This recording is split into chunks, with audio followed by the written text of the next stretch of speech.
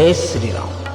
हनुमान जी महाराज के प्रिय भक्तों, आज हम हनुमान जी महाराज के कुछ अलौकिक शक्तियों के बारे में आपको अवगत कराने आए हैं। हनुमान जयंती क्यों मनाया जाता है, उन्हें अष्ट सिद्धि नवनिधि के दाता क्यों कहा जाता है, अष्ट सिद्धि नवनिधियाँ क्या क्या हैं, उनके नाम क्या हैं और वे शक्तियाँ किस प्रकार काम करती है, आदि आदि। चैत्र मास के रामनवमी के ठीक छठे दिन बाद हनुमान जी महाराज का जन्म हुआ था। उनका जन्म शिव जी के अंश को पवन देव द्वारा माता अंजना के गर्भ में धारण कराने से हुआ था। सूर्य देव हनुमान जी महाराज के गुरु थे। एक विद्या का ज्ञान ऐसा था जिसे बिना जोड़े के प्राप्त नहीं किया जा सकता था, तो उनका विवाह सूर्य देव के पुत्री सुवर्चला से हुआ। परंतु उन्होंने ब्रह्मचर्य व्रत का आजीवन पालन किया। सूर्य देव से ही उन्हें अष्ट सिद्धि और नवनिधि का ज्ञान प्राप्त हुआ। कुछ जगह ये भी लिखा है कि माता सीता से उन्हें यह वरदान प्राप्त हुआ। आइए अब जानते हैं ये अष्ट सिद्धियाँ क्या है, उनके नाम और शक्तियाँ क्या है, नवनिधि क्या है। सर्वप्रथम जानते हैं अष्ट सिद्धि के नाम। पहला अणिमा, द्वितीय महिमा, तृतीय गरिमा, चौथा लघिमा, पांचवा प्राप्ति, छठा प्राकाम्य, सातवां ईशित्व, आठवां वशित्व। अब जानते हैं इन सिद्धियों के कार्य क्या है। अणिमा सिद्धि। अणिमा सिद्धि से हनुमान जी महाराज अपने शरीर को अणु के बराबर सूक्ष्म कर सकते थे।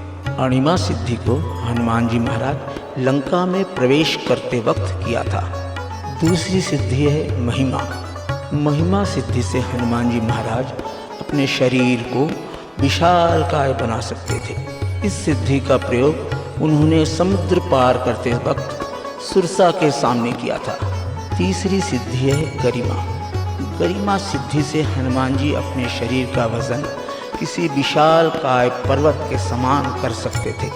इस सिद्धि का प्रयोग महाभारत काल में भीम का घमंड तोड़ते वक्त हनुमान जी महाराज ने किया था। चौथी सिद्धि है लघिमा।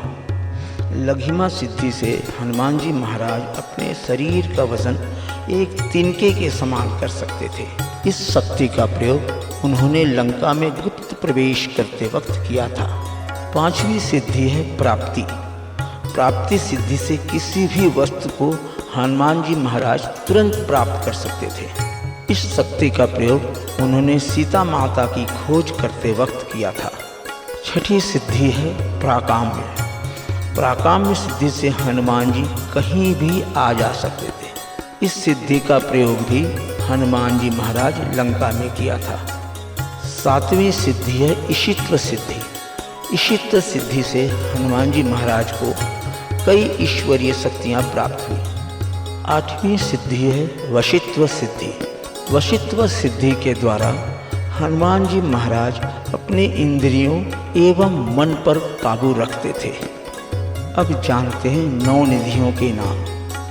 पहला पद्मनिधि, दूसरा महापद्मनिधि, तीसरा नील निधि, चौथा मुकुंद निधि, पांचवा नंद निधि, छठा मकर निधि, सातवां कच्छप निधि, आठवां शंख निधि, नौवां खर्व या मिश्र निधि। अब जानते हैं इन निधियों के विवरण। पहला पद्मनिधि। पद्मनिधि के लक्षणों से संपन्न मनुष्य सात्विक गुण युक्त होता है। उसके द्वारा अर्जित की गई संपदा भी सात्विक होती है। सात्विक माध्यम से अर्जित की गई संपदा से कई पीढ़ियों को धन धान्यहीनता नहीं रहती।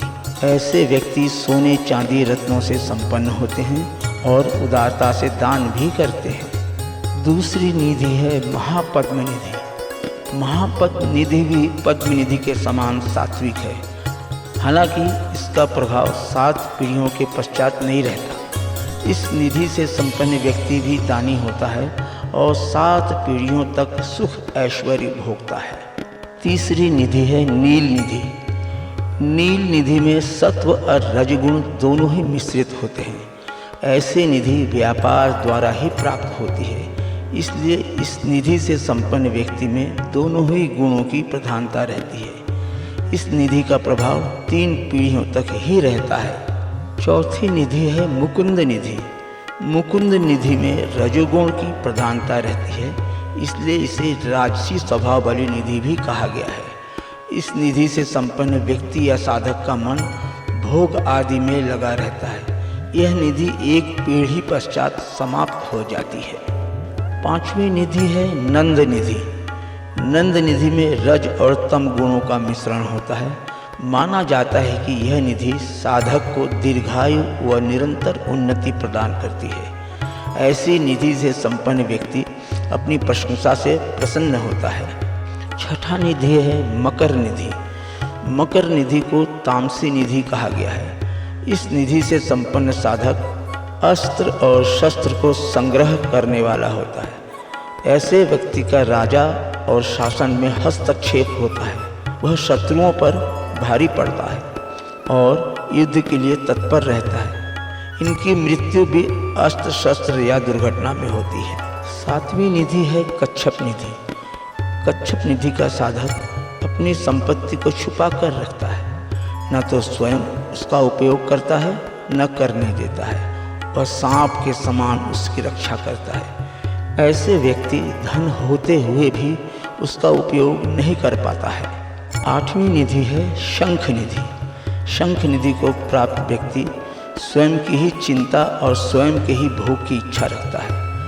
वह धनार्जन तो पर्याप्त करता है, किंतु उसके परिवार वाले दरिद्र में ही जीते हैं। ऐसे व्यक्ति धन का उपयोग स्वयं के सुख भोग के लिए करता है। इसी कारणवश उसका परिवार दरिद्रता में जीवन व्यतीत करता है। 9वां निधि है खर्व निधि। खर्व निधि को मिश्रित निधि भी कहते हैं। नाम के अनुरूप इस निधि से संपन्न व्यक्ति अन्य 8 निधियों का सम्मिश्रण होती है। इस निधि से संपन्न व्यक्ति को मिश्रित स्वभाव का कहा गया है। उसके कार्यों और स्वभाव के विषय में भविष्यवाणी नहीं की जा सकती। माना जाता है कि इस निधि को प्राप्त व्यक्ति विकलांग व घमंडी होता है। यह अवसर मिलने पर दूसरों का धन तथा सुख भी छीन सकता है। तो ये रहा आपके सामने अष्ट सिद्धि और 9 निधि का वर्णन। और हमारे हनुमान जी महाराज को यही अष्ट सिद्धि और 9 निधियाँ प्राप्त थी। हनुमान जयंती के दिन इस अष्ट सिद्धि और 9 निधि के बखान कर हनुमान जी महाराज को प्रसन्न किया जा सकता है। ओम हनु हनु हनुमते नमः।